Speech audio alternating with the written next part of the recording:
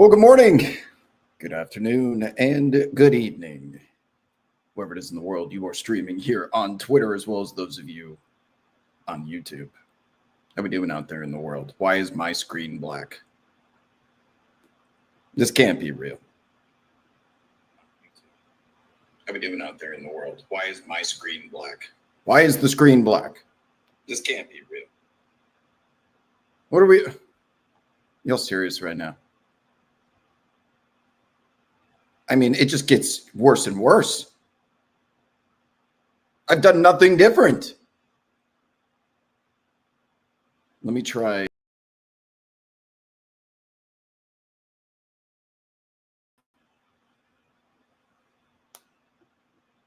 Okay, does this work?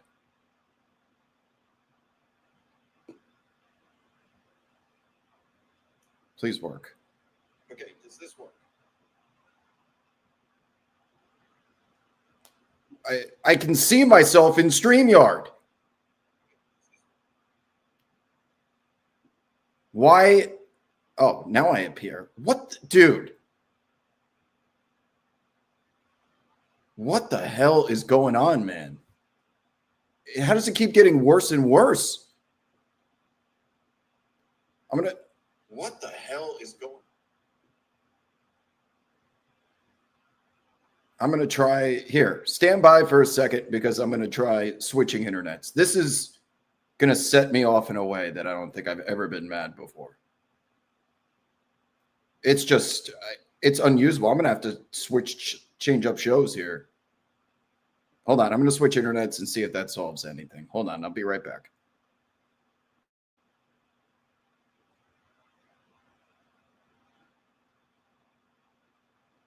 Okay.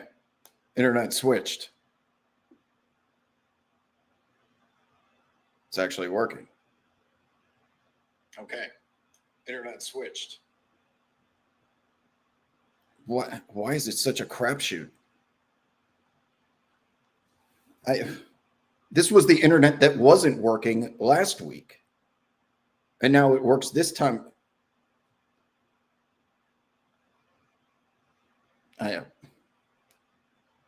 I'm not going to get mad.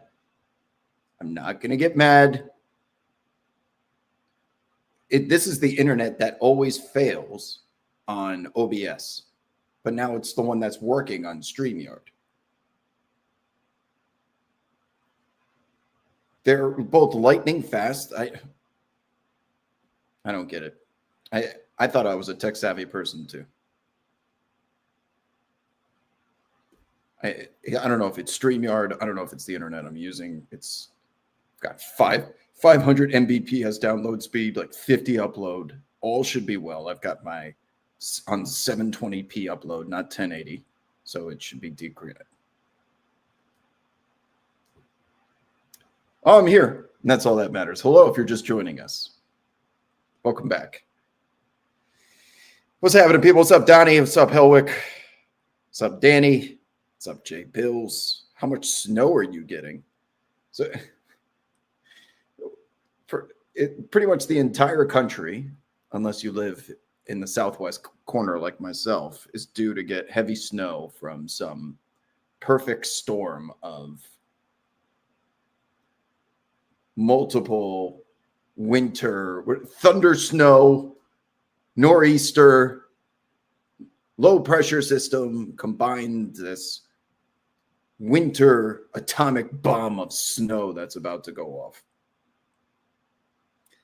I made a promise to myself I would never live in a cold winter weather climate again for the rest of my life, unless it's a mountain town specifically designed for it, like Park City, like your Colorados. That's different. Your Vancouvers, your Whistlers, those are cities that are designed around snow in particular. Its economy is based on that, but you live anywhere else that even I saw Miami was dipping into the 30s. I don't know how you do it. I really don't. Once you get out of that cold weather, there's nothing better than going to the beach in the middle of January while everyone else suffers. There's plenty of places in the world that you can do it. I would recommend, as someone that lived for the first 18 years of their life in the Northeast and North Carolina really wasn't that far from New York. Connecticut, went back to New York for 4 years, gets dark at 4 o'clock, single-digit Fahrenheit temperatures. Why would you do that to yourself? Move somewhere warm. I promise you will feel better when you can do things outside during the day, all year round. Even if you're one of those, I don't operate well in warm weather people, you can reverse snowbird. So go to the warm weather climate in the winter, because here in LA, it's like high 60s. It's not in the teens, it's high 60s. And then go back to the cold weather climate in the summer. You can do reverse snowbird.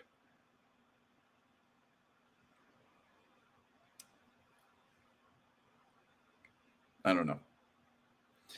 Helwick says it's even snowing in Houston this Saturday. It snowed twice in the last 20 years.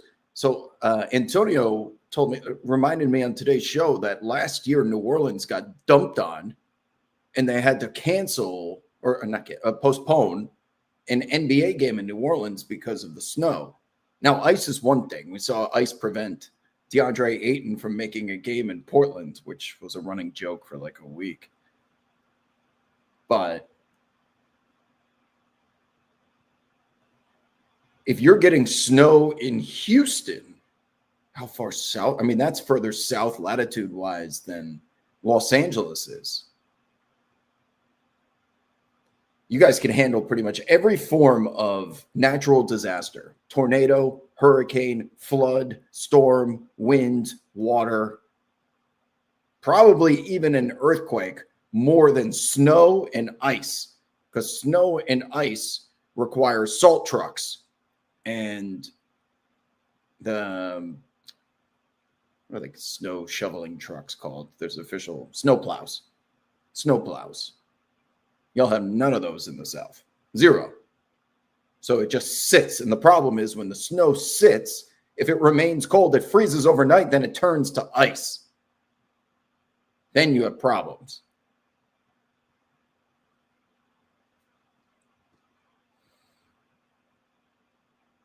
Park City is the nuts.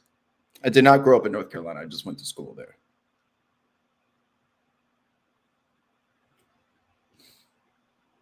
And first of all, the story that dropped today about the Lakers, Jeannie just issued a statement. It felt like the reaction to that was going to get out of hand. But it seems a little unrealistic that Jeannie would even have those thoughts privately, let alone them get out. She's too careful about that stuff, and they have too good of a relationship. So, of course, I'm going to side with her on this one. I know both sides of that relationship well. There's not a chance she would ever. She likes LeBron too much. And she knows good business as well. She's going to continue to support the franchise and star player. And I know the other side respects her equally. So it just, she can certainly speak for herself, but they just issued a statement through The Athletic if you want to go see what she had to say.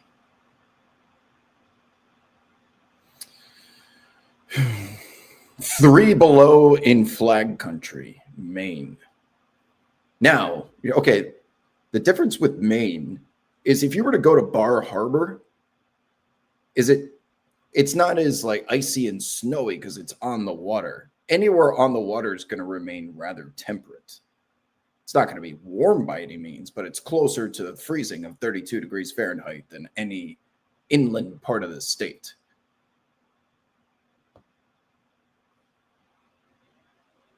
Yeah, ice in the South is the biggest problem, more so than snow, for sure. Snow's fun to look at for a little bit until it freezes. Why I never liked snow. It's pretty for a picture. You could have like a white Christmas and like, oh, how sweet. Unless you are a kid that has access to a golf course within walking distance where you can go sledding, that you can carry and drag your sled there, is the only time snow is fun. Snow cancels public transportation. It postpones flights. It disrupts work, commuting, accidents everywhere, people getting hurt. It's dangerous. Snowy, wintry weather is good for no one other than aesthetics of a football game. That's very, I know, I understand that's very boomer, but it's also true.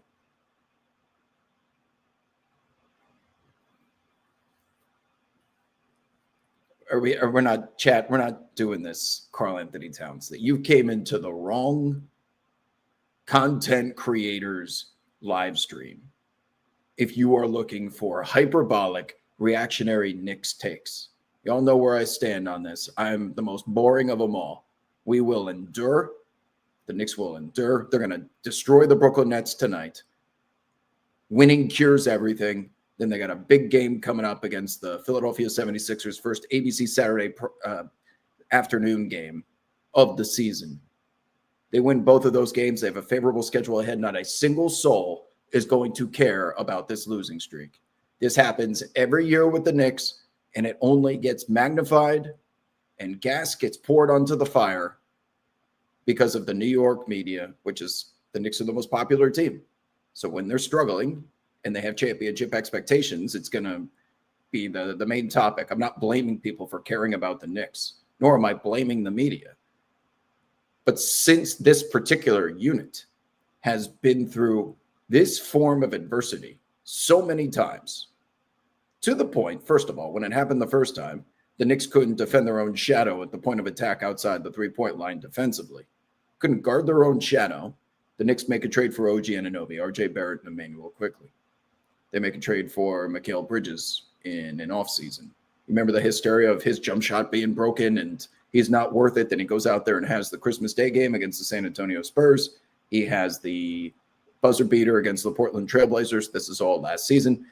And then against the Boston Celtics, the game-winning block to steal those games in the TD Garden during the Knicks' big comebacks. Every single time a player or a unit on this team starts to, the seat gets a little hot, they always find a way to respond. Those 7-game losing streaks are once followed by 9-game winning streaks. The Knicks last year, let's not forget, were embarrassed by the league's 3 best teams, Oklahoma City, Cleveland, and Boston. The Knicks went what? Either 0 for or 1 for the entire field. No one took them seriously. Because even if you take care of business against the bad teams, we've seen the way that you look against the ones who matter. And that dark cloud was hovering over Karl Anthony Towns' head all season long because these elite teams figured out denying his pick and pop opportunities and not letting him get up double-digit three-pointers every single night was a key to success in beating them. What did the Knicks do? They end up making the conference finals. They may not love each other. The Chicago Bulls in the last dance, everyone despised each other. These are forms of adversity. 1, that are not completely unprecedented. And 2, this Knicks unit probably should have made the conference finals 2 years ago if everyone doesn't break bones in their bodies. Last year, they make it there, and they fall short of making the finals. They have won multiple series as underdogs. They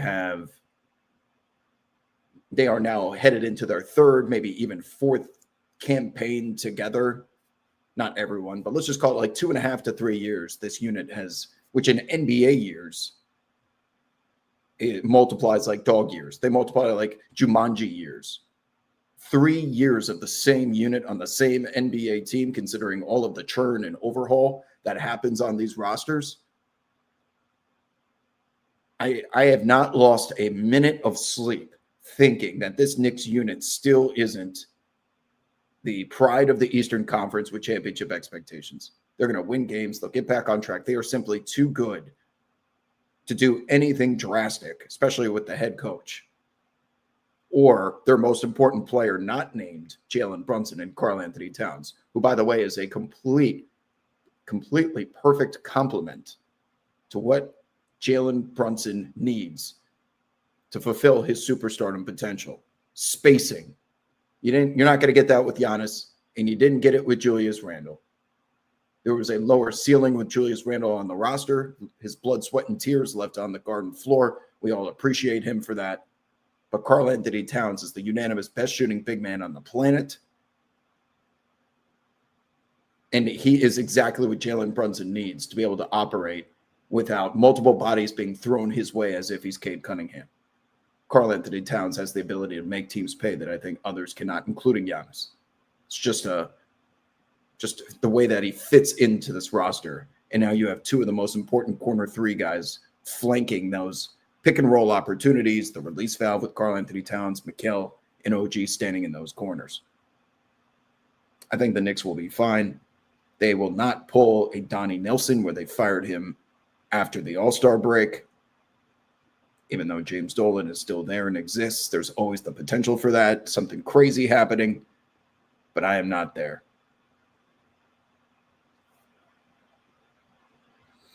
Jay Bibbles is asking, why are the Sixers so perplexing? Because they don't play half their team on back-to-backs. Embiid, George, they could have won that game easily yesterday against the Phoenix Suns. They just play one of those. The Phoenix Suns were on the second leg of an East Coast road back-to-back. And it was the Sixers who are home who decide to sit their guys because you know they want to have them ready for the Knicks game, ABC's showcase game, because they can't sit them there either. They'll get fined in a player participation policy violation. That was the reason for them sitting. But that was a game they probably should have won. They have a chance at winning the Atlantic Division, and they're going to need to start playing guys in back-to-backs just by getting Kelly Oubre returning to the lineup. They are perplexing because they have zero consistency with the units that go out there on a daily basis. It's always something different. That's tough to build chemistry with in any work environment.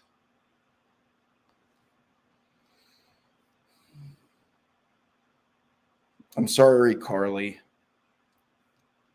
Every time she says, oh my God, how is it every time I show up to a live, you're ranting about the goddamn cold weather again? I didn't even bring it up. The chat did. Don't yell at me. This is a Q&A where I respond to questions, and someone in the chat was wanting to know how much snow they should expect, which led ultimately to my recommendation of getting out of cold weather. There are plenty of places on this planet you can move to.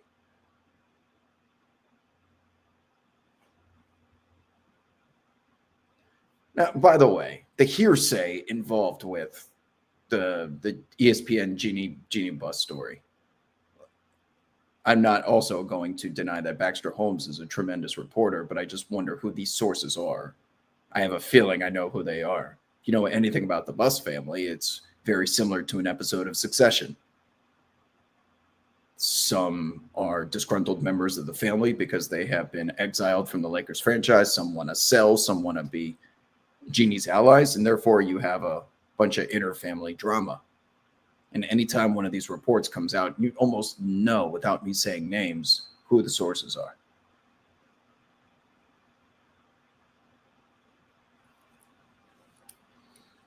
But I don't think it's any secret that where I stand and who I'm going to defend on this, because I've seen it with my own two eyes. See, Carly, it was 15 degrees today.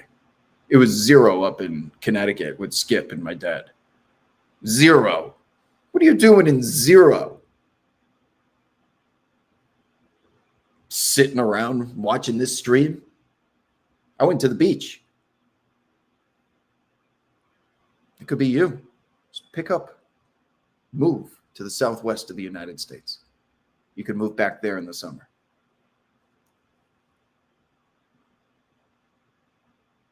Danny says, I'm like this because I had to watch Prime, Chris Duhon, and Prigioni. Those weren't even the tough days. That team was respectable. Chris Duhon and Prigioni, they competed. They were hovering around 500. You're talking to someone who endured Jerome James and Eddie Curry, and God bless Othello Harrington and Clarence Weatherspoon. I haven't forgotten. My name's Al Harrington. I get buckets. Who remembers that Gus Johnson call from the early 2000s? None of you. I do.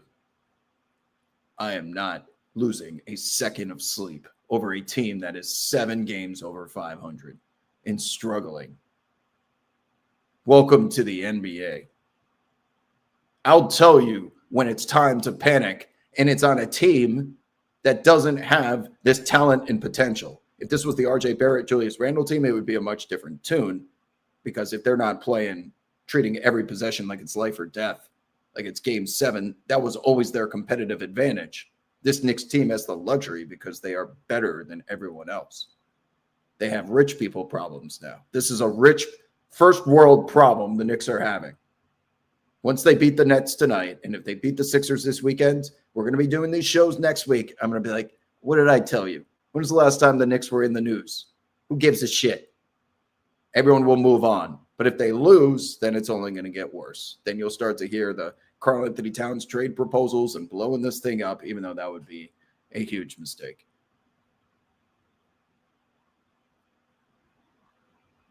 Game of the night tonight asks Shaden in the chat. Shout out to our partners at ProfitX. This has to be the worst slate of the season.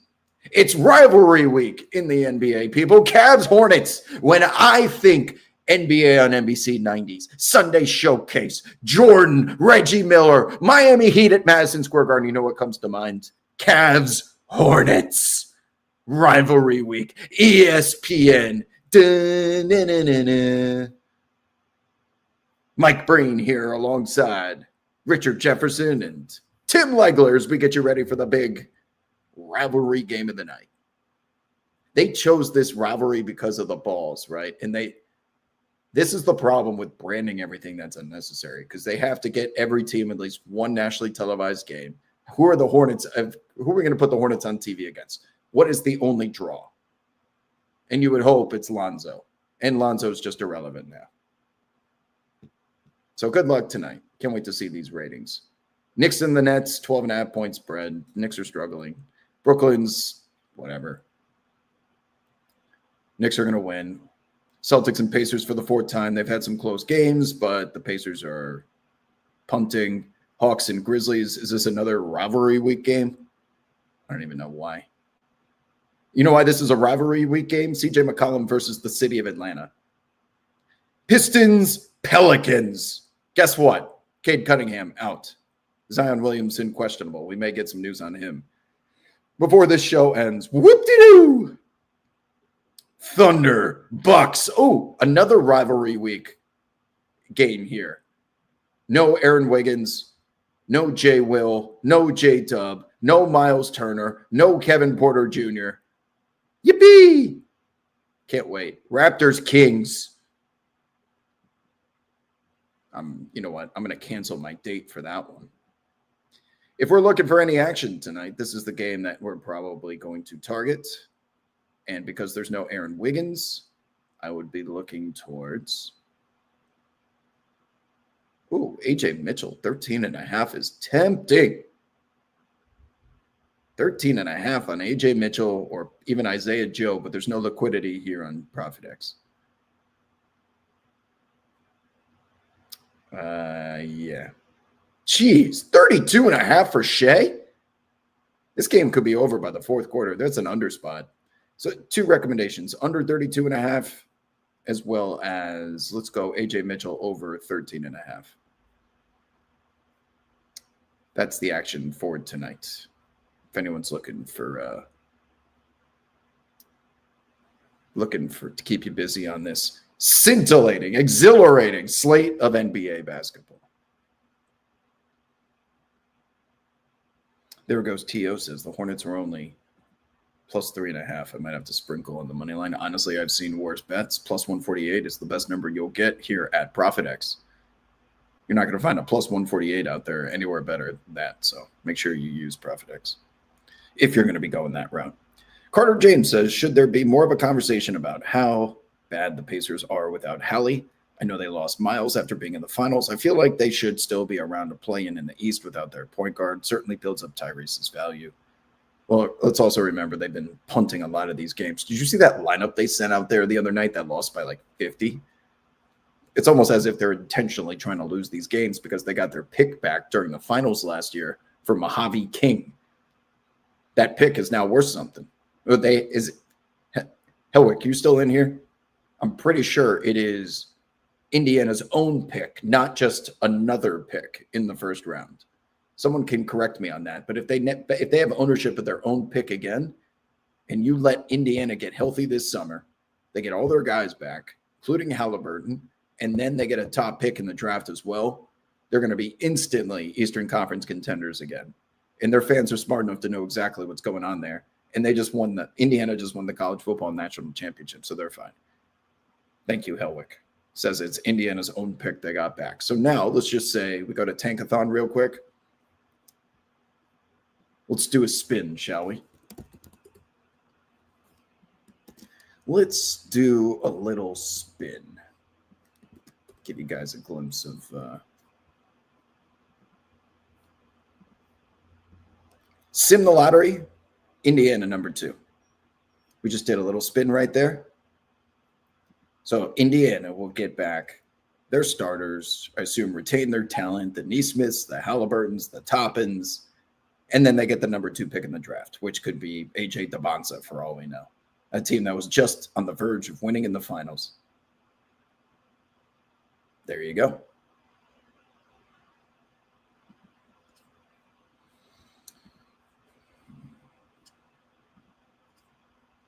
What else you guys got?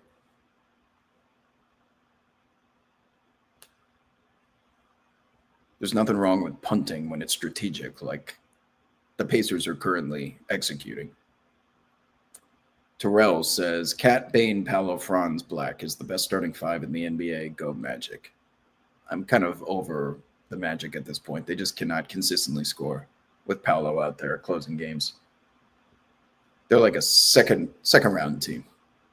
Yeah, they'll win a playoff series. Thunder, Spurs, Nuggets, Wolves, Pacers, Knicks, Cavs, Warriors, Celtics, Lakers, Clippers, Lakers, Heat, yeah. There's plenty of natural rivalries that don't need to be manufactured because everyone at the NBA is too online. This is the most online front office in sports. They got bullied into transposing a digital trophy on the court because so many people on Twitter were complaining about it. Twitter makes up about 5% of normal society, even at its absolute peak. And they couldn't even get a proper version of the trophy out there. Man, I was watching game 7 of the 2016 finals last night. The final, you can go to YouTube. They had the final like 3:36 of game time. How clean the court looked. Oh, what a glorious, glorious thing it was. No digital Emirates logo splattered all over the floor. That's a giant red wine stain on your screen. Players running through digital ads everywhere. I'm like, oh my God. I get the need to keep up with capitalism, but there's got to be some better way of doing this.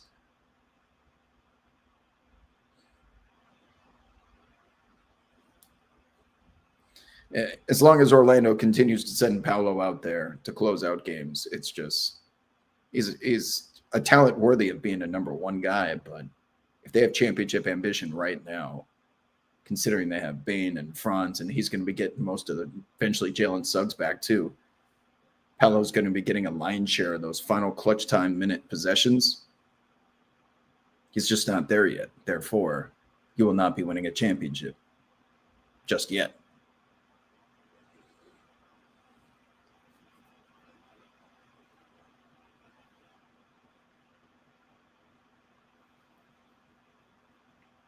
Oh, you want to talk about that Rockets game last night?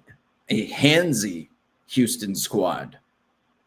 The consensus with why they were victorious in that game was similar to the reason why Minnesota, the first time they played Wemby, where Julius Randle had that defensive expose. It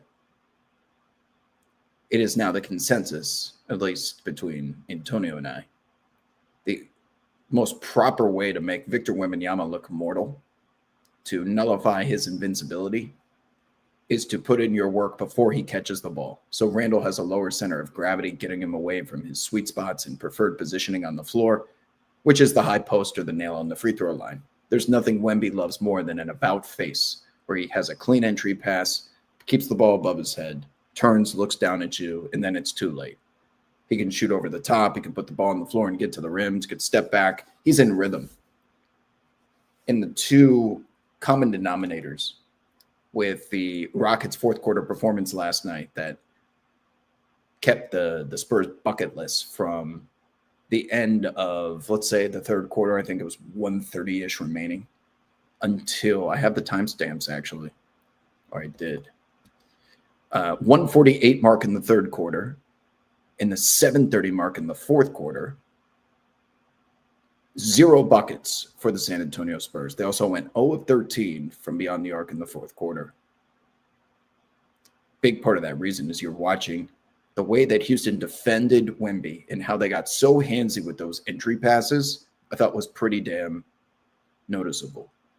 And it was different from what OKC did in their victory against San Antonio because their strategy is to 3/4 front with J-Dub, Caruso, and honestly anyone, so that the pass has to come in at an angle, which puts them in the coffin corner away from the high post. If you're going to catch the ball, it's got to be over there. So what these teams that are having some relative success against Wemby are doing is just making his life as difficult as possible before he inevitably receives the entry pass. Takes him out of his rhythm. And Antonio brought up a really good point. He goes, when you're so used to just taking the ball from a pass and getting straight into a motion, you have to change the way that you bring it up. That just messes with your mind a little bit. Just enough to create those inefficiencies that he had shooting from the floor last night. So I thought Houston, again, it was pretty noticeable how handsy Jabari, Kevin Durant, Dorian Finney-Smith, Tari Eason, you name it, you go down the list, and Thompson, whatever. Whoever was stuck guarding Wemby at that kneel on the free throw line, all that was asked was, hey, just try and make it as difficult as possible for him to put the ball above his head. And then we'll go from there because you're not going to stop everything. And offense is so difficult to stop. That's the most realistically that you can do in today's game.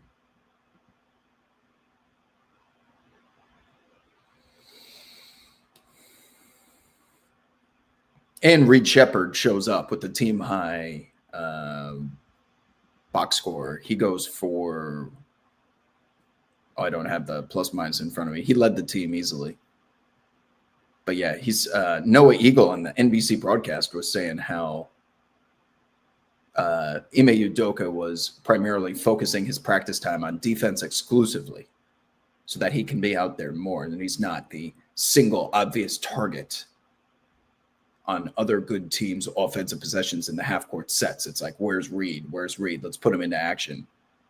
If he's going to be on the floor consistently, we know what he can do offensively. He needs to be able to reciprocate that on defense. Yeah, you're not going to play for Ime unless all 5 guys are assembly line defenders.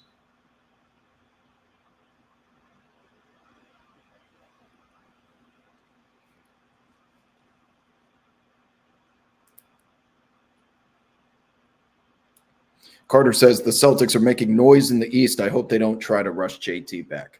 So I don't think it's an accident that we saw Jason Tatum go in front of reporters and work out.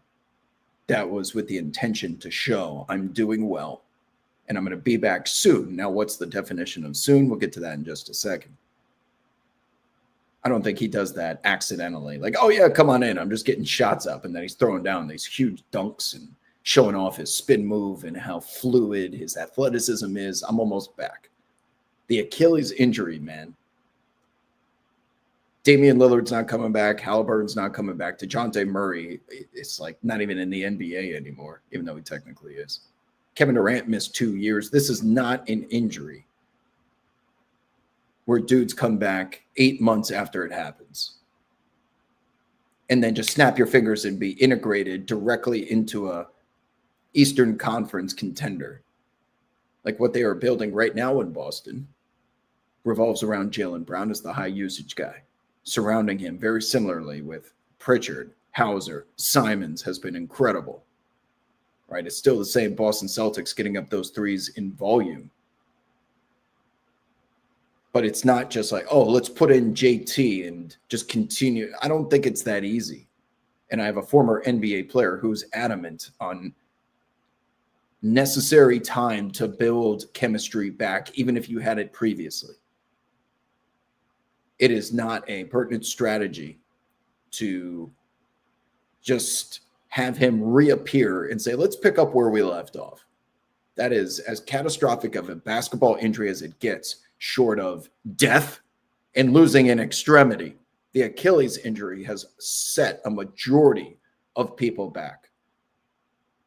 And I hope, because Boston is overachieving this season and playing so well in one of the weakest Eastern conferences that I've seen in my lifetime, that would be the stars aligning for Jason Tatum to return to the lineup and say, oh, you know what? I will return a couple months early because Boston has a chance. Man, he's going to be a star in this league for the next half decade, at least.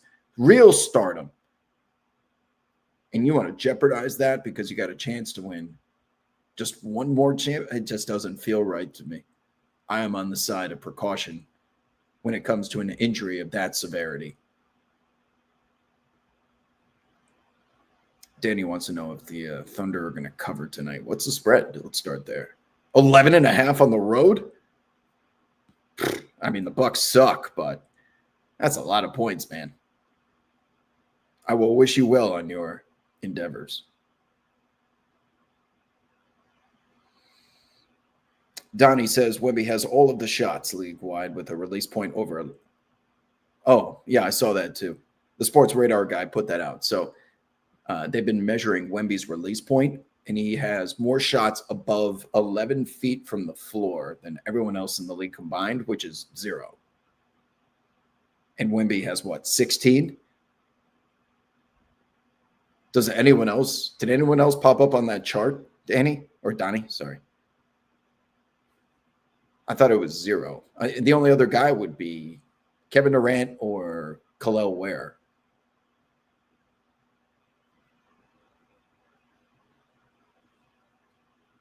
Logan says Brad is too smart to rush anything. Only a shitty run organization would rush back Tatum.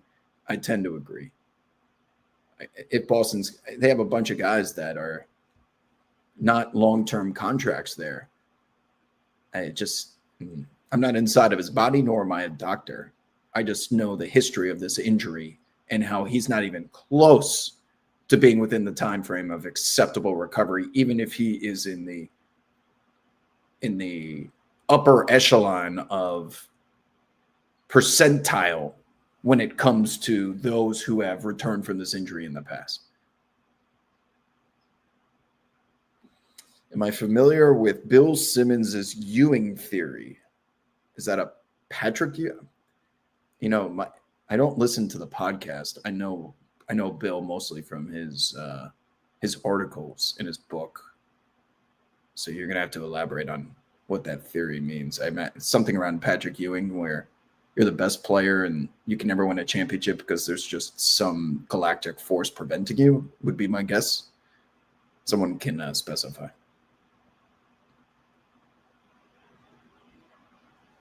Stony, what's happening, says Curry should step on to the court in some Giannis shoes if the Bucks lose tonight. Okay. So Golden State situation, Kuminga making what, $22 million with a team option next year. His first stint last night was 4 minutes and he goes -10 over from the field. I thought it was like, uh-oh. Then he returns because the Warriors are getting their doors blown off so badly. They go down by 30 and they end up cutting it to single digits late in the fourth. They got the Chase Center on their feet. And it was that second unit that was out there primarily, if not for the entirety of the comeback. And it was led by Jonathan Kuminga, who ended up 7 of 10 from the floor. And they're at the point now where they have no other choice if they want to be in any sort of playoff conversation, that Jonathan Kuminga has to play or he has to be traded for assets right now. Otherwise, you're just wasting the last years of Steph Curry, where he is still worthy of all NBA accolades. As long as that number 30 guy is on your team, You have the biggest gravity creator in the league by far, which is becoming the most important statistic in the game today. Did you see NBA.com even has a new advanced analytic category for gravity? And for those of you that don't know, gravity is in reference to a player that draws additional help defenders to him when he is in possession of the basketball.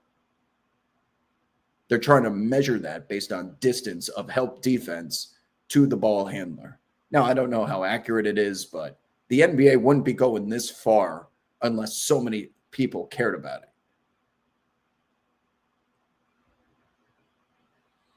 Logan said, oh, the Ewing theory. It's the long-running theory when the best player goes out and the team plays better without you. There's a lot of examples. Oh, so okay. So when Ja Morant went down a couple years ago and the Grizzlies rattled off a ridiculous record with Desmond Bane and company, that would be an example of Ewing theory.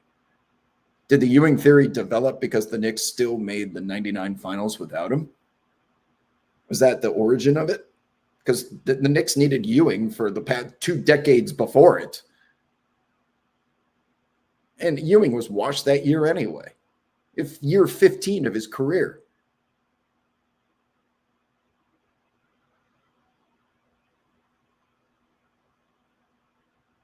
If I were to play on any street court in the world, which one would it be? Are you to NBA Street, the video game? Because I played in most of those. Or just street court in general. Because the ones in Paris, the famous ones, like right underneath the Eiffel Tower, scenes. I played in the court at the King's Landing in Dubrovnik as well. Even though I would not recommend going to that city. Boy, is it boring. It's just adult Disneyland. It's Game of Thrones Disneyland. I feel bad for the citizens that live in Dubrovnik, man. It has been overrun by tourism. And there's so many people that live like towards the water side of the wall, live in houses and apartments and just living their lives. And they have just hordes of tourists that have engulfed their city. You can't walk anywhere without bumping into someone filming a TikTok. And there's just Game of Thrones merchandise everywhere. I guess it's nice that the economy is probably boosted by it, but it's, oh my God, what a miserable existence. Lauri Markkanen now ruled out for conditioning, not even illness this time.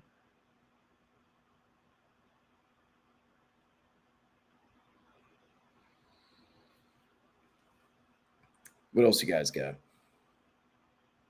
Carly, you're awfully quiet today. Are you cold? You know who's not in here? Vegan Barbie, because she's probably now Keontae George is questionable too. The Jazz are doing this thing 2 years running where they will, if they have a win at home in dramatic fashion like they did last night, Keontae George goes crazy. You won't see those guys for a week and a half, especially if the game's on the road. They will just punt those games. And if people are paying for tickets, we will play some of our guys. We'll try and get a win. But for the most part, we're trying to hold on to our draft pick. And now that Markkanen, Lauri Markkanen may no longer qualify as a star because it has to be, it's within the last 3 years that you are an all-star or all-NBA. And if you qualify as a star, there's different load management rules which apply to you in your attendance. So they can just continue to, oh, Keontae, you're going to take the day off today. Bryce Sensabaugh, you go for 95 points. You're taking the next game off. Lauri Markkanen, supposedly sick. Now he's conditioning, not in the lineup. The Mammoth are performing well. They show up and they put on a show for the home fans, but for the most part, we're going to strategically make sure that our team is disadvantaged on the road. Yeah, Nurkic triple-double last night too. The fans were on their feet at the No Name Saloon. It was hype inside of there. Keontae was going crazy. The fans were loving it. That will hold them over for the next week and a half before they actually try again. Vegan Barbie, what's happening? It's so quiet today. The Clippers must have played and lost last night. Oh, would you look at that? What happened to them? Do you guys see the Chicago Bulls studio destroying James Harden's defense? I thought even that was a little far. Who does the studio for CHSN? Is that Kendall Gill? They put together a compilation of all of James Harden's lackadaisical help defense last night, and they ran it during the post game. So, damn. You can find that online pretty easily. Vegan Barbie's chilling with her dog, eating rice cakes. Hoping. So, why do you want us to get rain? No. We don't need rain. Our water comes from Colorado. We need it to snow in Colorado, which it's done none of. The snowpack determines how much water we have.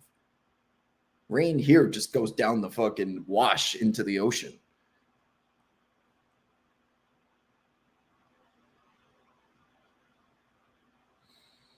Get ready for the 10-year anniversary post of Aaron Gordon's dunk contest. The first one against Zach LaVine, not the one against Derek Jones Jr. Has it been 10 years? How old are we? It's almost the 10-year anniversary of Game 7 between the Cavs and the Warriors. What the hell? God, we're washed.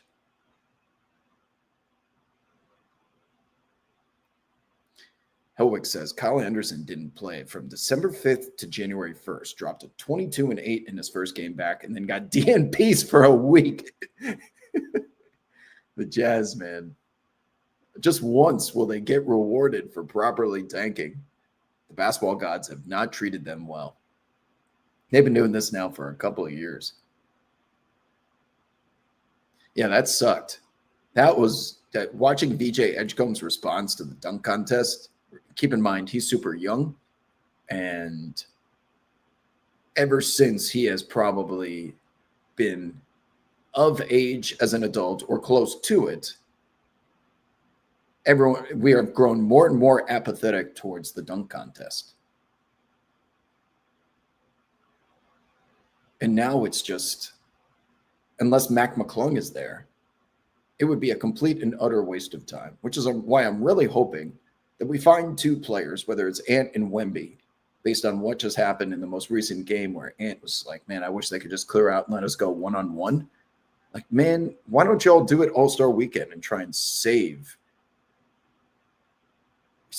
this like exhibition that was supposed to be one of the most attractive assets of the NBA catalog. Now Wemby's proclaiming, I want to treat this like a real game, and I hope if no one else is, I'm going to make a mockery of them. I'm going to try hard. That's great, and I hope he leads the way for his generation. He cared so much about the damn skills contest, he cheated. But I would love for him to say, you know what, Ant, let's play one-on-one, and they'll find a way to make time for it the way that they did with Sabrina versus Steph Curry in their little three-point contest.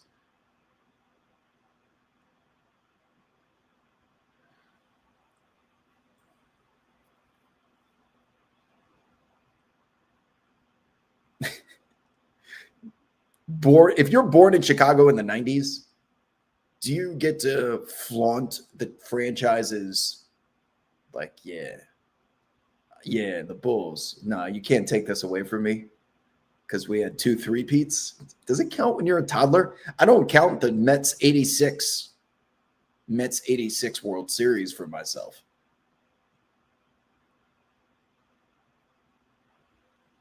Rice cakes are delicious and they're healthy. I'm the opposite of a vegan Barbie, but we could share rice cakes. That's fine. The occasional rainy day is cozy, but I would prefer it to line up with my preference of when I want to go outside, it clears up. But it also just rained for like 2 weeks here.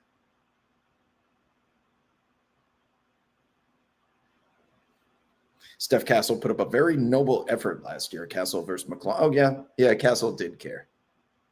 But for the most part, we need names. We need Zion. We need Ja. Remember the guys who used to partake in the slam dunk contest were all-stars. Bona fide all-stars. Are they afraid of getting hurt, getting embarrassed? Man, if Jay Huff does the dunk contest, I'm going out that night.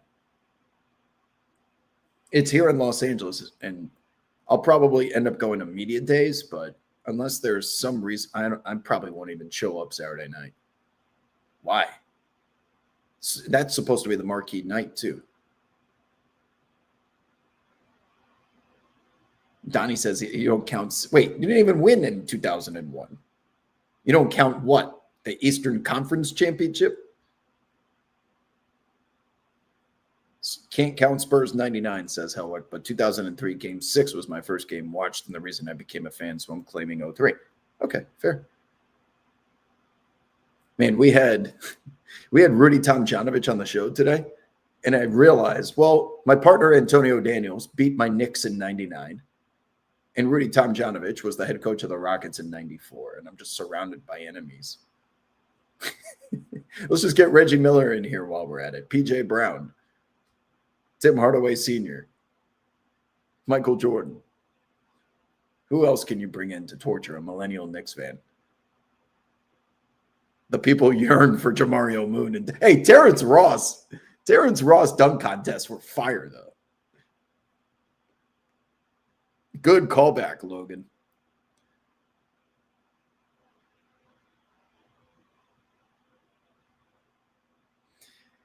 To be frank, anytime anyone wins, I get to claim that. Proud bandwagoner. Bandwagoning is hard. It's hard because I've tried to bandwagon, like, here's a good example. I really wanted to get into European soccer back in the early 2010s, mid 2010s.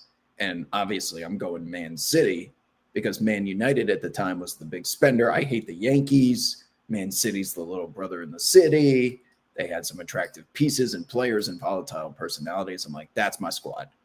And then they end up becoming the Yankees like 2-3 years later. And the whole reason why I started watching and caring for them, they essentially sold out.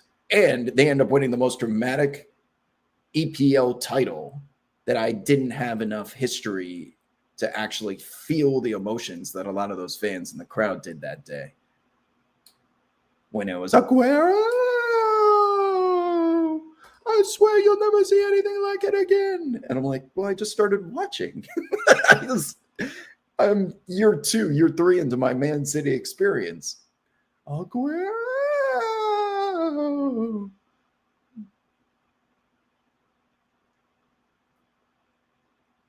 Those were the years when Halliburton was in the chat? No, it was earlier.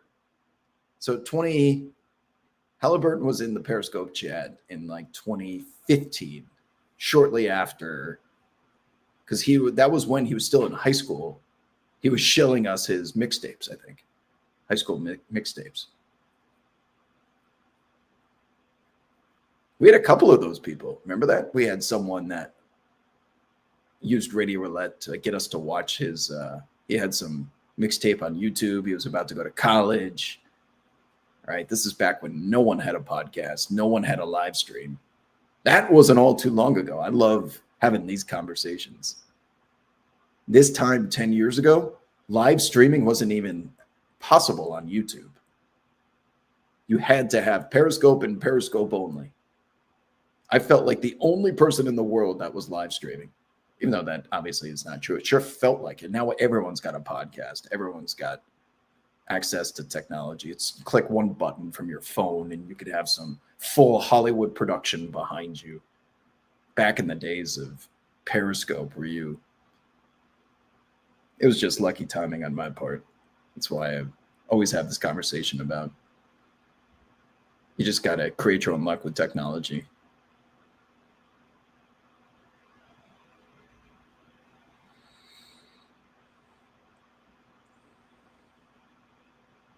Good question. What happened to Nerlens Noel? He had great anticipation. I love that guy.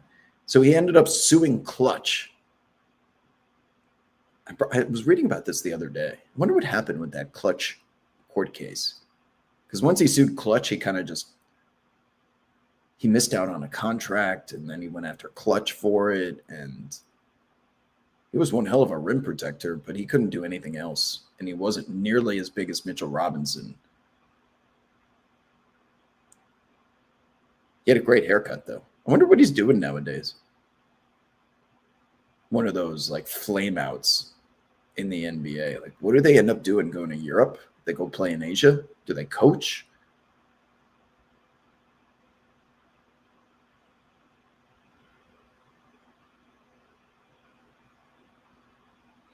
Danny says, was Tyrese nasty in high school too? I feel like he was because, yeah, I didn't. Is someone needs to confirm this? But did Zion's playing tonight? That's a surprise. Halliburton only got one scholarship offer. I think that might be true. Antonio was listing the guys. So it was Trey Murphy, Derek White, Tyrese Halliburton were the three that he listed. He thought only got one scholarship offer. Yeah, Nerlens had brick hands.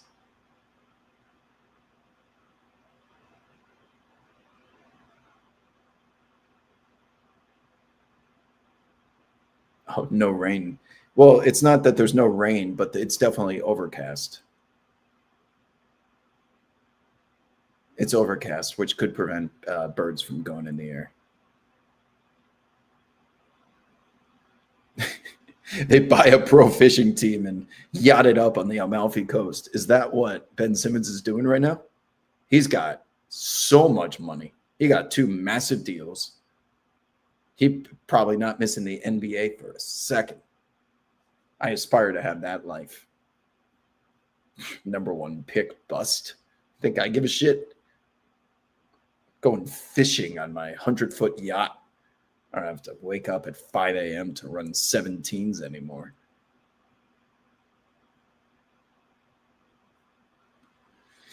Phil's asking, will Detroit be able to keep their entire young core moving forward? Ron Holland is untouchable for me. Ivy probably odd man out. That I would agree with. Duran and Asar will probably be signed this summer, in my opinion. Yeah, Ivy's going to be the odd man out. We'll see what happens with Karras and Tobias, but they do need that. If I'm packaging a deal, it's going to be centered around Ivy, which is why I think you're starting to see his playtime increase. They are trying to create that Mike Dunleavy Jr. demand so that he can be seen as an asset. I really think they should go get Kobe White. Kobe would be perfect, and he's a guy that's going to be off the books here at the end of the season. So trade an asset, make it worthwhile for Chicago. Give them Ivy, match contracts, move on. But Kobe can be that secondary creator. Ball in his hands, take some pressure off a kid. I don't know if they have that right now. Tobias had a big game the other night. That's really all they need. Michael Kidd Gilchrist. There's another name. What is he up to with that? Jumper. My God. Ugh. It just hurts winding up and emulating that. Did he have just really long arms? You're not going to get Io, but you could get Kobe. Remember, its contracts matter as well. And because Kobe's expiring, I think that's going to be a more attractive deal for Chicago. And Io's not getting no damn defender to leave Cade Cunningham.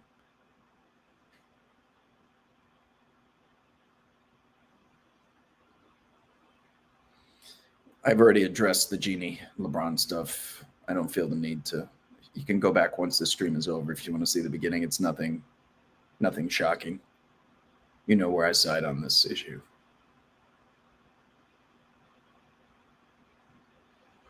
Delta get DG symbol type jumper.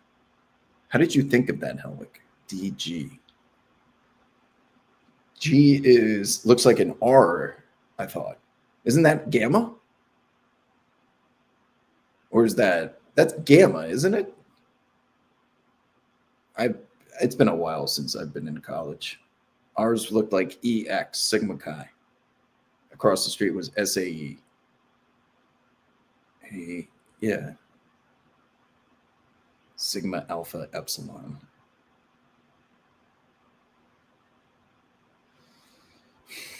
DG was a sorority, wasn't it?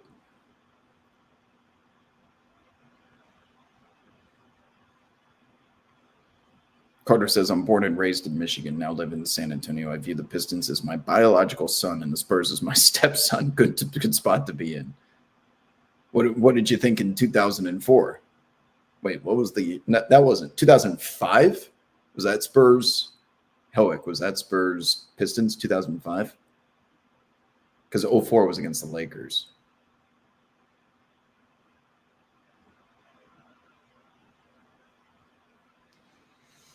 All right. Well, we just passed the hour mark on today's show. Yeah, Spurs Pistons 05. My brain isn't completely fried. You guys will learn as you get older. You start repeating yourself a little bit. Your short-term memory loss kicks in. You have selective hearing and memory. But my NBA knowledge is still on point, I think.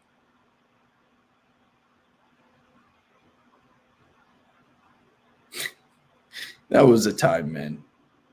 Between Kyrie and Jaylen Brown back in like 2020, 2021, the world was a different place. It's still a different place, but people are going to believe whatever they want to believe. It's not going to change my day. Did I switch up on the Knicks? No, they haven't tipped off yet. No, the Knicks will be there when it matters. I haven't lost a second of sleep. I am going to sign off. Good news is we'll be back on Wednesday. See, I just did it again. Be back on Friday. Maybe we'll have a little bit more entertaining of an NBA slate to discuss and preview because it has been dead today. But I still enjoy these conversations. So appreciate you guys taking the time to hang out, all 7,300 of you at this moment. It's been a pleasure, my friends. Wob signing off. Go enjoy the night. See you guys on Friday. Adios.